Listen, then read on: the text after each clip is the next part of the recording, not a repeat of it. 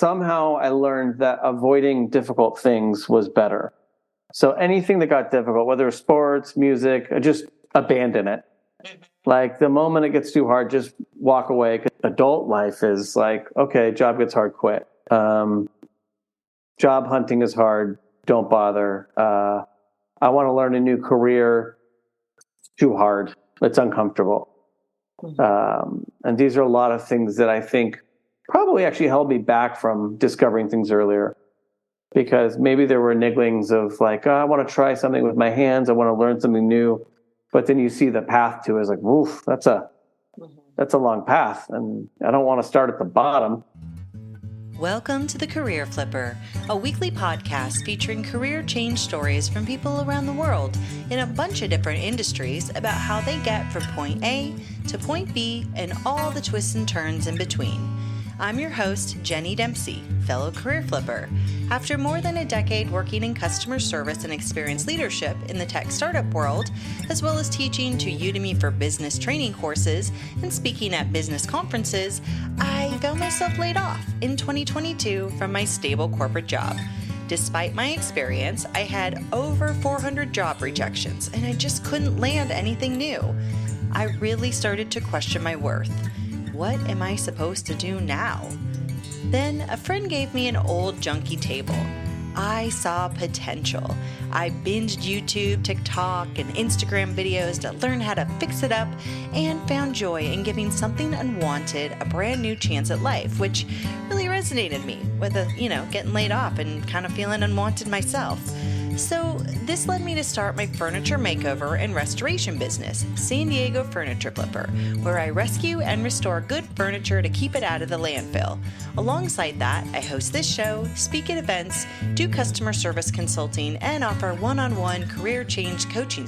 Despite all this wonderful stuff that was brewing, I was feeling alone and honestly kind of weird about my new path. I mean, who goes from the stable corporate tech world to covered in paint and sawdust in their garage, unsure if they're going to be able to sell their next piece on Facebook Marketplace?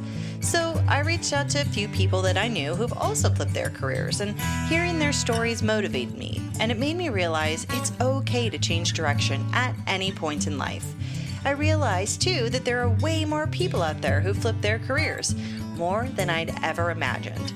And that's why I started this podcast in July 2024. It came to me in a dream earlier in the year to really have a way to share these incredible stories and offer support to anyone considering having already been through or currently going through a career flip of their own. So I hope each episode brings you something that you can take away and use in your own life. New episodes drop every Thursday, and I've got bonus episodes sprinkled in on Tuesdays, just like the one you're about to dive into. I like to call these special episodes cocoon episodes because they capture our guests right in the midst of their career metamorphosis. There's so much we can learn from their experiences, the highs, the lows, and everything in between, to know that we're not alone. In today's episode, we talk to my friend Jeff Watkin and hear about his career change as he just recently took his certification test. Born and raised in California, Jeff talks about how he worked in customer service over the years and is now applying to become a certified electrician in Barcelona, Spain, after moving there almost a decade ago. He goes into how he struggles with imposter syndrome, stays aligned with his values, and works through fears of failure and validation. So, let's get to talking to Jeff about pursuing your passion and embracing creativity and how this can all lead to some really good personal growth and making you feel really good inside. All right, let's get to the episode now. Hey, Jeff. Hi, Jenny. Hi, it is so great to have you here. Thank you for making the time. I know we are about 9 hours apart right now. 9 at this point, yeah. Yeah, you are in Spain and I am here in San Diego, and gosh, we've known each other for almost a decade, which is super cool. And we've worked together, but also, our friends. So having you on is really exciting, just selfishly to see you and chat with you, but also because you have a really unique career flip, and I'm excited for you to share it. Well, it's great to be here. So let's just get into it, Jeff. Tell me about your career flip.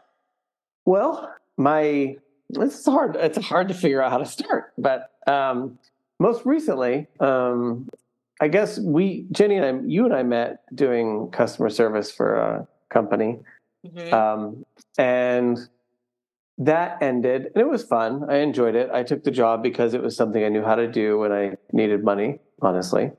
Yeah. And that ended, and it was a really sweet opportunity.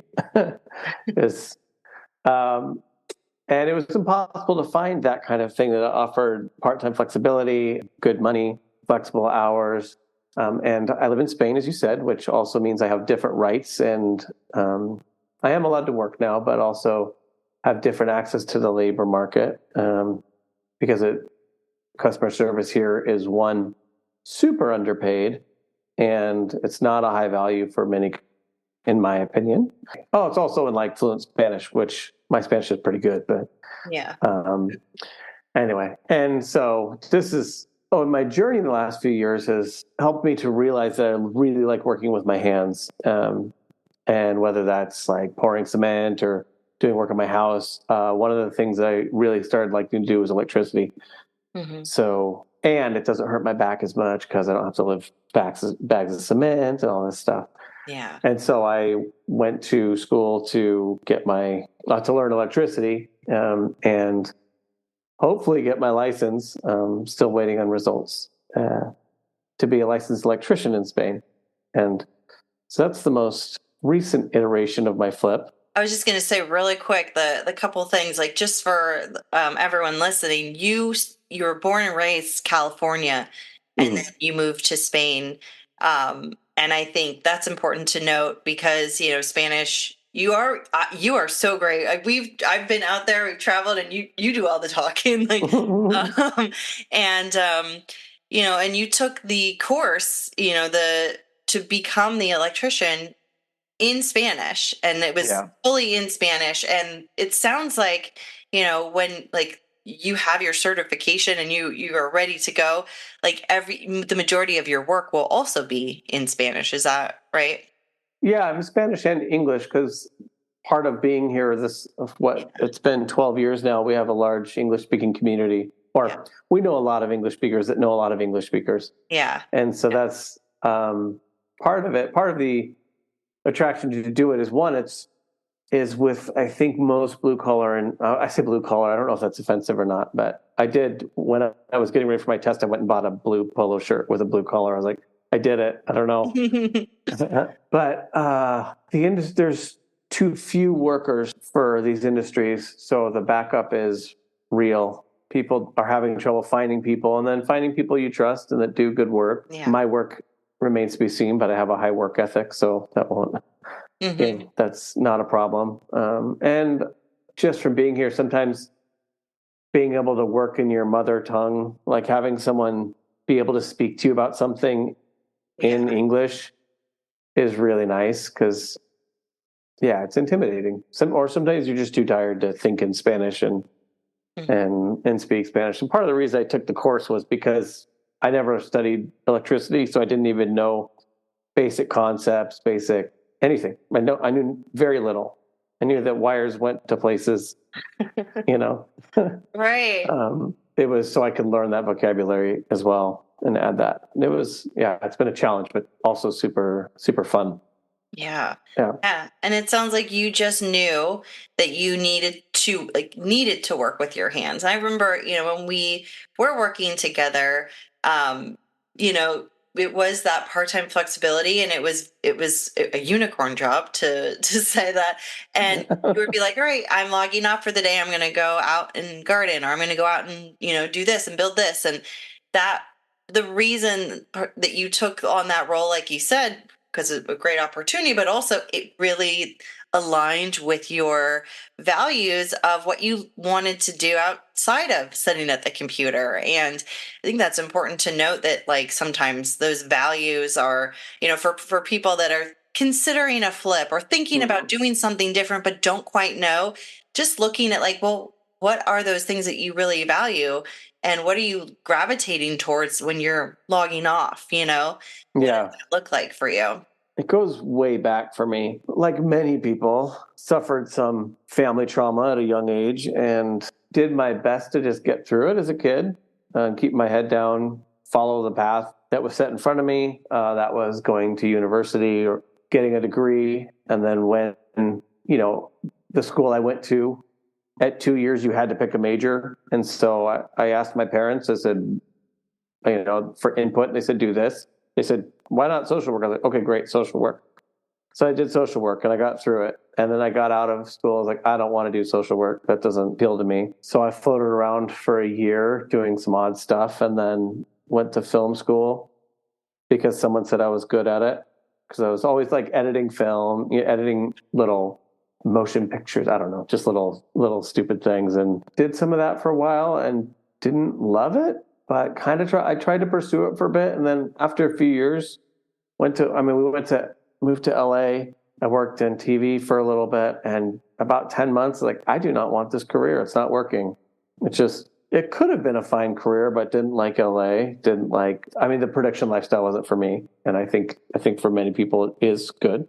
I didn't thrive in it. So then moved away from LA back to Northern California, and then was just so stinking lost, like just floating but needing to make money. So I took a temp job working for Apple when the iPhone came out. It was the first Christmas. And so it was just telephone support. And from there, I ended up working for Apple, staying with the iPhone and iPad and all that stuff. And then working some crossover with engineers and stuff. I remember, and somewhere in there, we bought a house too. And I remember somewhere early on, as I was getting hired on, I was like, this is a good career, but how am I going to do this for the rest of my life? Like, I hate this. Like, every day just thinking, I cannot stand this. I don't want to get up in the morning. I don't want to do this. And, by the end of the day, it was fine. Like, I had my work buddies and, it was whatever. But the zoom out of that is, what in the world am I doing? And I lasted about 3 years. And then it's like, I got to stop. Like, my health was so poor. Some of that's blamed on the job. Some of it's lifestyle. Some of that is the emotional trauma that I was still dealing with from being a kid. Yeah. And the fact that many lessons I didn't learn young was agency of my own life. I didn't learn that I could make a choice and own it and do it. I just kind of followed what I was told to do because my home was easier if I followed what I was told to do. I don't know. I want to say up until somewhere in my 30s, I was just following a script. And then the last 10, 15 years have been a lot of like, oh, okay, that's what was going on. So then we moved to Spain. Decided to move to Spain and worked really hard to get here. There's a lot of paperwork, a lot of hoops to jump through. Worked with a nonprofit for several years, which was, it was a little bit of everything. There were good times and bad times. But at the end of the day, we really wanted to find a way to legitimize ourselves in Spain and stay. Mm-hmm. And part of that means, working and finding work here and not, we were with the nonprofit, we're so tied back to the US all the time. So all of our trips had to be that kind of work stuff. And so then I started looking for work and found our last job, which just kind of fell in my lap, to be honest. Mm-hmm. Mm-hmm. And just comfortably rode that out. Well, and actually, sometime in the middle before that, I want to say 9 years ago, we moved out of the first apartment we found in Barcelona because we just wanted some more outdoor space. So we found this flat in a neighborhood outside of the historic center. And it was this attic apartment that had like a beautiful terrace overlooking the city, mm-hmm. but the inside was terrible. So we had to leave it pretty quickly. And then then we found another really cool flat where we met, the one that you came to first. Yeah. Really sweet spot. But in the meantime, I got connected with a farmer that was selling, they're doing like CSA box type things. Mm-hmm. Yeah. And so we started buying from them. And then I wanted to build a relationship with the guy. And I was like, can I come and learn farming? Because I'm kind of wanting to pursue that, like understand like where the food comes from and stuff. And so I think that's where, like, for the first time, it felt like the path I was given as a kid for going to university and working behind a computer, that working the 9 to 5 kind of got broken for me. Where I was like, oh, I can work with my hands and feel really good. And even if it's a 12-hour day, I feel great afterwards. Yeah. And starting to understand my relationship to the land and food and animals. It felt really good. And so then I kept working with him for a bit, and then we moved out of the city and started to try to pursue that of like, okay, what does living more rurally look like? So now we're outside of the city in a house, have a little bit of land, farming. Well, farming for small farmers is almost impossible these days because the system's set up against it. I've got my little garden, but then as looking for something more, realized that I don't want to work behind a computer most of the time. I love the skills I gained as a customer service person. And also, I think naturally because of the trauma that I grew up, and I think this may be part of your story too, part of living in a volatile environment is learning empathy and learning how to calm down emotions and really listen to people. And so while it's a skill, it's also kind of not a crutch, but it's like a coping mechanism. But I think it's worked out well. Yeah. So all that insanity leads to here, where kind of embarking on a new career where I don't really know what it holds at the moment or what it'll look like, but it's nice to have a skill that's needed and readily available if anyone needs help. Yeah, thank you for sharing all that. I mean, I think what we were kind of talking about before we press record on this episode is like, there's a lot that leads up to, and I say in air quotes, a flip, like, and whatever a flip means to anybody, like, there's a lot more that leads up to it, from what went on in our childhood, how we responded to it, to, what we chose, whether or not we went to school after, high school, and like moves we made and relationships we've had. And, there's so many more things that lead up to this because we are so much bigger than just our careers. And, leaning into what we value and how we want to spend our time, and where we want to be in the world. I just think that it's so much more than just like, I'm going to change careers today. And that's great if that's how someone can do it. But I think most people, it's a longer journey, just as you've explained. And it's a lot of ups and downs and trying things and then backing out of like, nope, this isn't going to work. But you wouldn't have known had you, not experienced that. And now you know what to look for. And then to kind of like turn into this new chapter, because you were like right on the edge of it. Like, you are starting this new chapter, like right now, like this is happening. And, I'm curious, like, to hear of like, in a, and I'm just going to say, just blue sky picture. And you may not have an answer for this because I'm just throwing a random one at you, but like, blue sky picture of like, a year from now, how do you think you're going to feel with a year of this, like, under your belt, trying this new thing? How do you want to feel? Good question. I hope I'm feeling like I know this is a common theme, but the imposter syndrome, like even though I've done this, I don't feel good enough.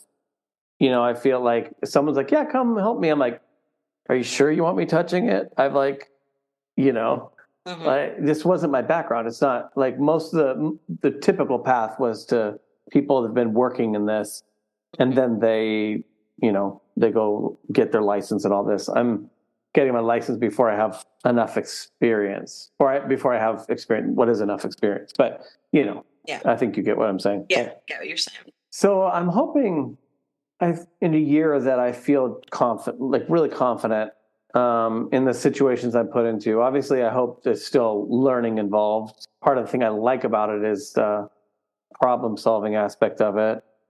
So I hope I'm still learning, but also like feeling like, yeah, I got this. I know how to navigate the system and make my way around it more than I feel at the moment.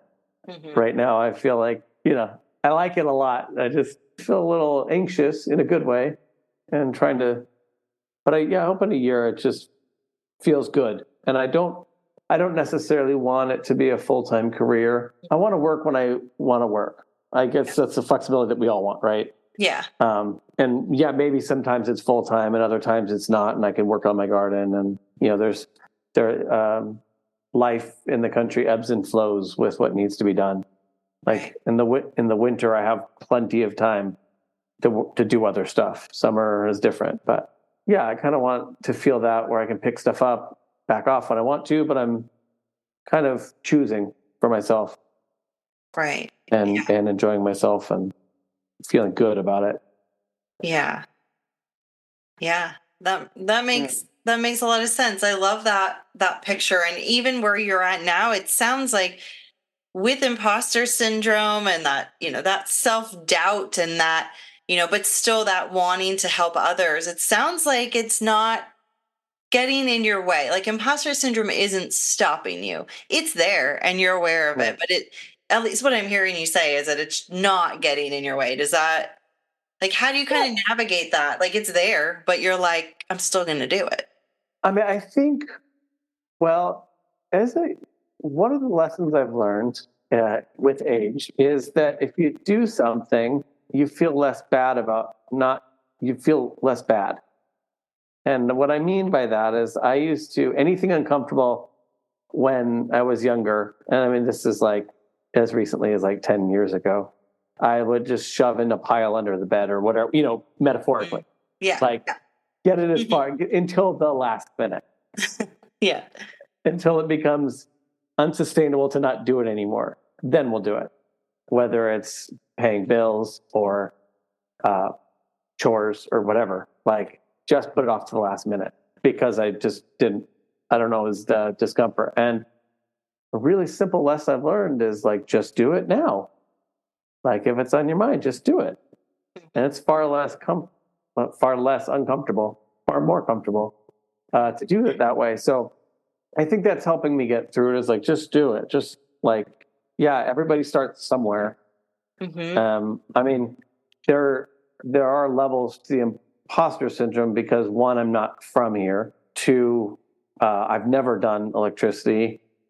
But then, you get on the job and it's a lot of people from Central and South America, less that are actually from here, interestingly enough. And everybody started at nothing. End of the day, it's, are you willing to work? Can you physically do it if someone shows you how to do it? Are you okay, like being humble and learning from us? If you do that, you're fine, Yeah. So I think that helps a little bit. It's just getting out there and doing it. And I don't think I've ever taken a single direction correctly on the first try because I just don't understand it.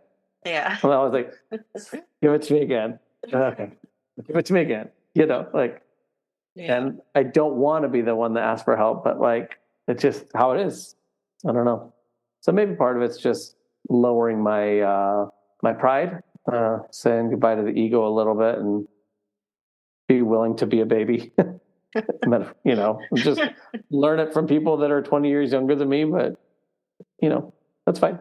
Yeah. No, I love that metaphor that you shared of like the stuff under the bed, like that. Yeah.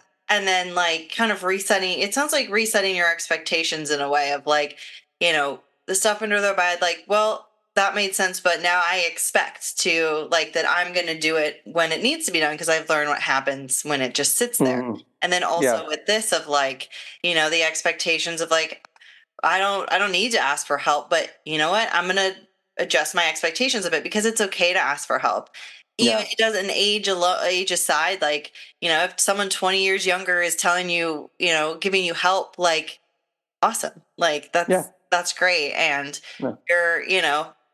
your ability to retain that and to continue to move forward doesn't depend on any like age at all. Like it kind of becomes that, but that comes with, like you mentioned, pride and ego and also just resetting expectations. I think pride and ego aside of like, that is so present, but like our own expectations, I think for like you and I, like with, similar childhoods and I'm the people pleaser always, doing those types of things. Like I don't have to always help everyone else. I can also get the help and that's totally okay. And that is definitely a lesson that I had to learn.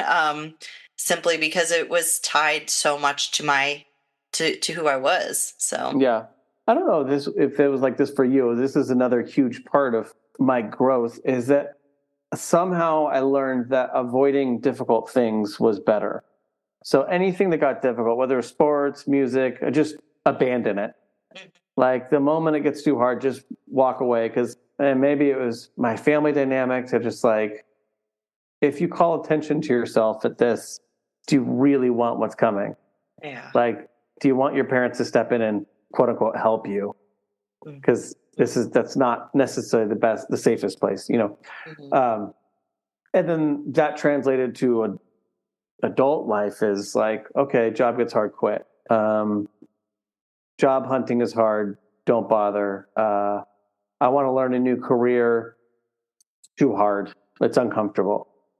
And these are a lot of things that I think probably actually held me back from discovering things earlier, because maybe there were nigglings of like, oh, I want to try something with my hands, I want to learn something new, but then you see the path to it is like, woof, that's a long path, and I don't want to start at the bottom. So, and then it's uncomfortable to not know what you're doing. Mm-hmm. So there's a lot of that in there too. I think that's the part. Yeah. I don't know if you felt that as well. It resonates so much. I think for me it was in the matter of like if I were to try something new and I wasn't good at it right away, the kind of rejection or the comments of like, oh, you suck type of things come into play. And that was a very real thing that happened. So it's like I try something new even as a young child, wouldn't be good at it right away, because sometimes we're not all, amazing at everything the first time we try it. But like the feedback that I would get was like, oh, you suck. Or, oh, it wasn't like, keep practicing. You're going to, it wasn't the supportive nurturing. It was like, you suck, and the rejection. And as the people pleaser who was who learned from a very young age to take care of everyone else's feelings, if they're telling me I suck, that means that is a negative experience for them. And I don't want to cause that in their life. So I would just stop. So it kind of became more of like, I would stop because it wasn't good enough and it wasn't pleasing them.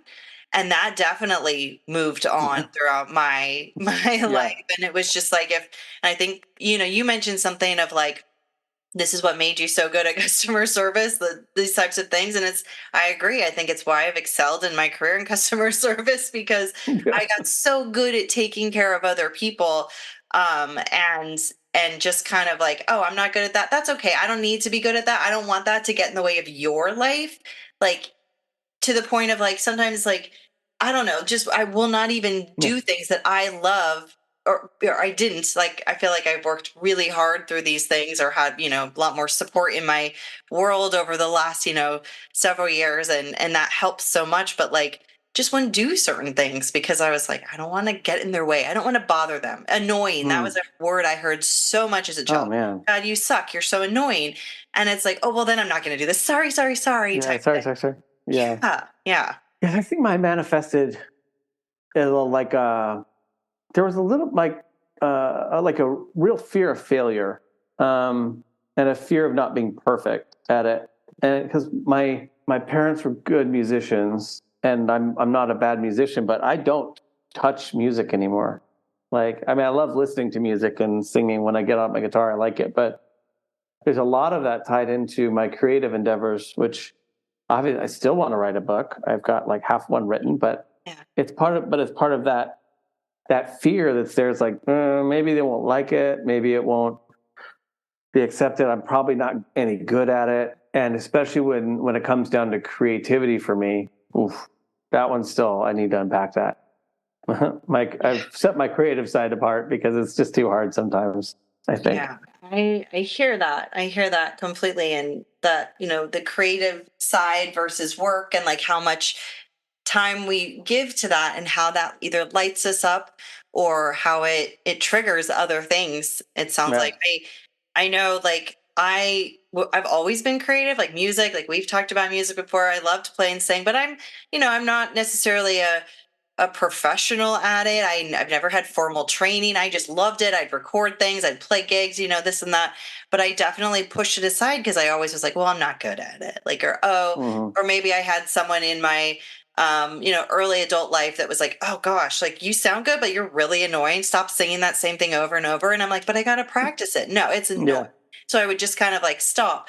But when I got laid off and was like, who am I without work, and having to figure that out and not being able to find a job, but then like finding a piece of trash on the side of the road, I was like, I have time to give to this creative side. And now that I have done that for the last almost 2 years now, I feel like I can't give it up again. Like I'm like kind of picture sometimes, like it sounds so cheesy, but like hugging my younger self who was like afraid to dive into these creative endeavors because of being annoying to someone else.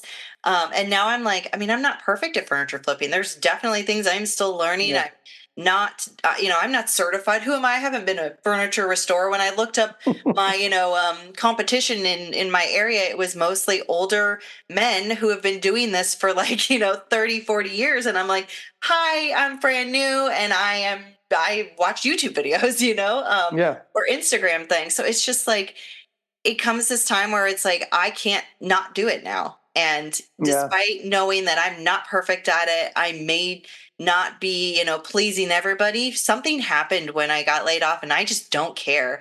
I'm going to do a really damn good job at what I can do. And I'm going to enjoy every second and learn new things. But just something clicks because, like, when we work together, like I'm all customer service guru, go, go, go, and like doing these things. And now I'm like, yeah, no, thanks. Like there's certain aspects that I still love and enjoy, like that are more creative and teaching and, coaching and, experience wise. But I couldn't go back to sitting at a computer for 8 to 10 hours a day doing this now that I have given my time to this and my mind just shifted. I just can't not do it. Do you feel like it's filling the creative spot within you, or do you still feel like, or is it opening other avenues of creativity, or both? Totally. Both of them. I mean, yeah, it's definitely filling this void that I feel like was not given much time when I was, working full time. And I totally could have made the time for it, but I chose not to. And then it is definitely opening up new things. Like some mornings I get new ideas. I'm just like, I dreamed about this. Like, I mean, this podcast came out of a dream itself, like, which is so wacky to say. I never thought I would be that person. Like, I dreamed of this and here we are. But like, it literally was a freaking dream. The name, the subject matter, like everything, like it's bonkers. And I think it just unlocked a part of my, I don't know, my soul that is like, now I can actually like, I can dream again, which is so silly. Like as a kid, I was a big dreamer. I don't know if you were too. Yeah. Yeah, definitely. For sure. Big imagination. Yeah. And it got shut down hard, but yeah. Like, but, oh man. But I mean, I feel like the things that we've really talked about today, it just goes to show that there's more to a career flip than just the career flip. And I really appreciate you, Jeff, like getting vulnerable, sharing these things and just unpacking it together and this like space to do it. So yeah. If people want to chat with you more though, if people have questions or they want to, hear about your experience, maybe someone else listening is thinking about, becoming an electrician or taking on something new and maybe they're also living in another country, whatever it might be. Like, how can people connect with you? I'm always doing my best to like disappear at this point. I'm on Facebook for now, and you can catch me on Instagram at Country Living Catalunya. Thank you. Thanks for having me. It's been fun to chat and catch up with you. Yeah, definitely has. Thank you, Jeff. Yeah, thanks, Jenny. Thanks for tuning in to this bonus episode of The Career Flipper. Be sure to connect with Jeff Watkin using the links in the show notes. If you enjoyed this episode, do me a huge favor and share it with a friend who could use a little boost of inspiration. Rating and reviewing this show helps me so much, as does hitting that subscribe button, because you'll get more awesome flippin' stories like Jeff's every Thursday. Your support helps me connect with more career flippers and future flippers to be, spreading all the good vibes and motivation we need on this journey. And if you're looking for a career flipping speaker for your event, want to sponsor the podcast, or just want to drop a line and share your story, swing by thecareerflipper.com. I'd love to hear from you. Keep on your path, my friend. What's the best that could happen? Talk to you next week.